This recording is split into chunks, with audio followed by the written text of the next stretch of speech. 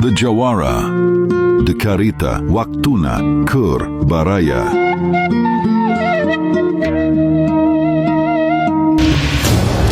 Cerita drama misteri, Harta Tahta Petaka. Di kisah kali ini, kami akan menceritakan tentang 3 orang pencuri yang mencoba menggasak rumah kosong dan menemukan sebuah kotak yang isinya peta harta karun. Mereka kemudian melakukan ekspedisi untuk menemukan harta karun tersebut. Selama melakukan ekspedisi itu, mereka mengalami beberapa kejadian misteri. Akankah mereka berhasil menemukan harta karun itu? Ataukah mereka akan gagal dan berakhir dengan kematian? Simak terus ceritanya sampai akhir. Jangan lupa like, komen dan subscribe, juga centang lonceng notifikasinya agar kalian tidak ketinggalan cerita-cerita selanjutnya. Selamat menyaksikan. Tepat pukul jam 12 malam, terlihat motor melaju kencang melewati jalanan yang sepi. Mereka berdua terlihat panik karena ada 2 motor lain yang mengejarnya dari belakang. Sambil mengacungkan parang, mencoba untuk menghentikan motor tersebut. Yang pada akhirnya motor tersebut bisa lolos dari kejaran para begal. Mereka adalah para begal yang terdiri dari 3 orang pemuda, yaitu Doni, Jimmy, dan Bimo.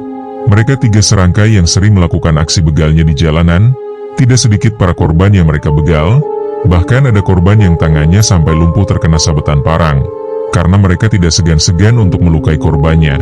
Mereka terkenal sangat rapi dalam melakukan aksinya sehingga polisi sangat sulit menemukan bukti keterlibatan mereka dalam setiap melakukan aksinya. Mereka bertiga berasal dari keluarga tidak mampu, ekonomi yang sulit, dan lingkungan sosial yang keras yang membentuk mereka menjadi pribadi yang liar yang menghalalkan segala cara demi keberlangsungan hidupnya. Di pagi hari, di perumahan Bukit Mekar Indah, terlihat ada satu rumah yang sangat mencolok desain arsitekturnya, yang berbeda dengan kebanyakan rumah yang lainnya. Rumah dengan bergaya semi modern yang dikombinasikan dengan kayu, sehingga menambah keunikan rumah tersebut. Di dalamnya terpajang benda-benda antik yang menghiasi interior rumahnya. Pak Hasan adalah pemilik rumah tersebut. Dia adalah seorang kolektor barang-barang antik. Selama 1 minggu ini, Pak Hasan beserta keluarga dan para pembantunya berencana liburan ke Bali. Terlihat semua orang sibuk packing barang bawaan mereka. Selama mereka pergi, rumah ini akan dijaga oleh Pak Junet. Pak Junet adalah warga lokal di sana, dia dipercaya untuk menjaga rumahnya.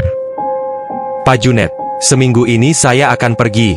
Tolong jagain rumah saya ya. Ini kuncinya. Pastikan semua pintu terkunci, karena banyak barang berharga di dalamnya. Pak Hasan dengan sikap yang ramah meminta tolong kepada Pak Junet untuk menjaga dan memastikan keamanan rumahnya. Baik Pak Hasan, saya pastikan rumah ini akan aman. Bahkan nyamuk sekalipun tidak akan bisa memasuki rumah ini, Pak. Sahut Pak Junet sambil bercanda. Pak Junet ini bisa aja. Ya udah, saya pergi dulu ya Pak Junet. Baiklah, hati-hati di jalan ya Pak. Semoga selamat sampai tujuan. Pak Hasan beserta keluarganya akhirnya pergi dengan menaiki travel dan pamitan kepada Pak Junet. Sementara itu di rumahnya si Doni, mereka bertiga sedang merencanakan sesuatu. Terlihat mereka nampak serius mendengar si Doni yang menjelaskan rencananya. Mereka berencana untuk mencuri di salah satu rumah yang ada di perumahan Bukit Mekar Indah, karena mereka mendapat info bahwa rumah itu kosong, dan hanya dihuni oleh 1 orang. Jelas rumah yang jadi target pencurian mereka adalah rumahnya Pak Hasan. Don, kamu yakin dengan rencanamu ini? Soalnya ini baru pertama kali loh. Si Jimmy bertanya kepada si Doni yang ragu. Yakinlah, kamu tahu kan beberapa hari ini kita ngebegal gagal terus. Apalagi yang terakhir, hampir saja kita digebukin warga. Untungnya kita semua bisa lolos. Bagaimana dengan kamu, Bim? Si Doni bertanya kepada si Bimo sambil meyakinkannya. Meskipun ini baru pertama kali, apa salahnya kita mencoba? Kapan kita mulai operasinya? Nanti lusa kita operasi. Jawab Doni dengan singkat. Mereka berencana untuk memulai operasi dengan persiapan dan perhitungan yang matang, karena mereka baru pertama kali melakukan aksi pencurian rumah.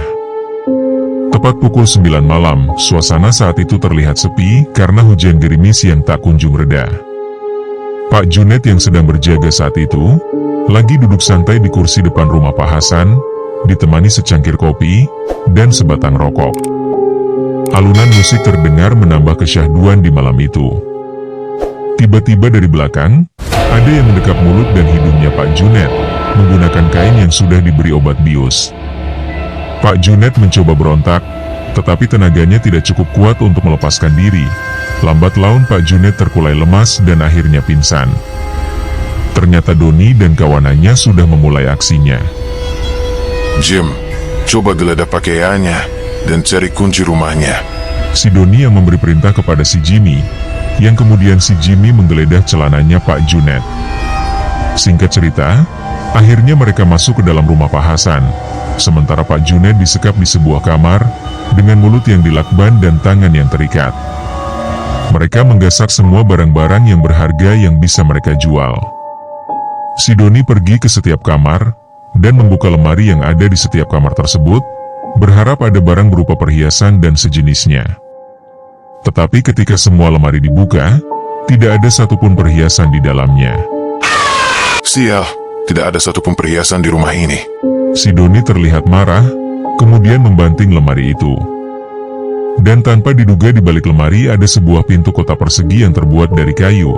Si Doni menghampiri pintu kayu tersebut, dan mulai mencoba membukanya. Tetapi si Doni kebingungan karena bentuknya yang rata dengan dinding yang tidak ada celah untuk membukanya. Bagaimana cara membukanya ya? Si Doni mulai berpikir, dan mengamati dengan seksama. Dia mulai menyasar dan meraba ke setiap sudut dengan tangannya. Tetapi tidak ada sesuatu tanda apapun di seluruh bagian pintu itu. Akhirnya si Doni mencoba mendorong pintu itu. Klik tiba-tiba berbunyi dan pintu itu secara otomatis mulai terbuka.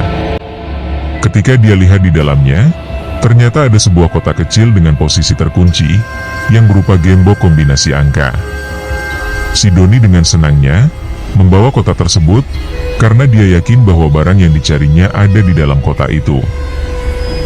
Akhirnya, ini dia yang aku cari-cari. Setelah mendapatkan kotak itu, si Doni kemudian menghampiri kedua temannya, yang pada saat itu sudah selesai menggasak barang-barang yang ada di rumah itu. Ayo, saatnya kita pergi dari sini, kata si Doni kepada kedua temannya. Tapi Don, banyak sekali nih barang. Bagaimana kita membawanya? Ini barang berharga semua. Tanya si Jimmy kepada si Doni yang sedang kebingungan. Sudah, bawa aja barang yang bernilai tinggi, dan tinggalkan yang lainnya, sebab saya sudah dapat barang yang lebih bernilai dari itu semua. Sahut si Doni sambil tersenyum, mengeluarkan sebuah kotak kecil yang ada di dalam tasnya. Wah, kayaknya tuh kotak, dalamnya perhiasan semua. Timpal si Jimmy kegirangan. Akhirnya mereka pergi dari rumah itu, menuju tempat persembunyian mereka. Sesampainya di tempat persembunyian, mereka mulai membuka barang-barang hasil curiannya, yang berupa barang-barang antik, yang menurut mereka laku di pasaran, dan memiliki harga jual yang tinggi. Tiba pada yang terakhir yang mereka tunggu-tunggu. Ayo Don, saatnya kita buka kotak kecil itu. Si Jimmy dengan rasa penasaran, memulai pembicaraan. Si Doni akhirnya mengeluarkan kotak kecil itu, dan dibukanya secara paksa. Setelah kuncinya terbuka, raut kecewa terpancar dari ketiganya. Semua harapan mereka sirna. Ternyata yang ada di dalam kotak itu, hanyalah sebuah gulungan kertas yang diikat pita merah. Bukan perhiasan yang mereka perkirakan. Si Doni sangat kecewa, kemudian membanting kertas itu sembari berkata, Barang apaan ini? Tahu isinya kayak gini, gak bakalan gue bawa. Di mana lu dapatin barang ini, Don? Tanya si Bimo kepada si Doni, yang kemudian si Doni menjelaskannya secara singkat sambil menggerutu. Karena si Bimo adalah orang yang cukup cerdas, dan suka berpikir logis, mendengar penjelasan dari si Doni, dia mengambil sebuah kesimpulan. Kalau ini kotak kayu disimpan di ruang rahasia, berarti gulungan kertas ini bukan kertas biasa. Pasti ada sesuatu yang berharga di dalamnya. Si Bimo kemudian mengambil gulungan kertas itu, dan perlahan membukanya. Kemudian dia mengamati isi gulungan kertas tersebut, dan tiba-tiba, wajahnya nampak sumringah, dan kedua temannya pun merasa heran melihat si Bimo yang nampak sumringah setelah membuka gulungan kertas itu. Apa sebenarnya yang ada di dalam gulungan kertas itu? Untuk mengetahui jawabannya, saksikan terus cerita ini di part berikutnya. Terima kasih telah menonton. Dan sampai jumpa.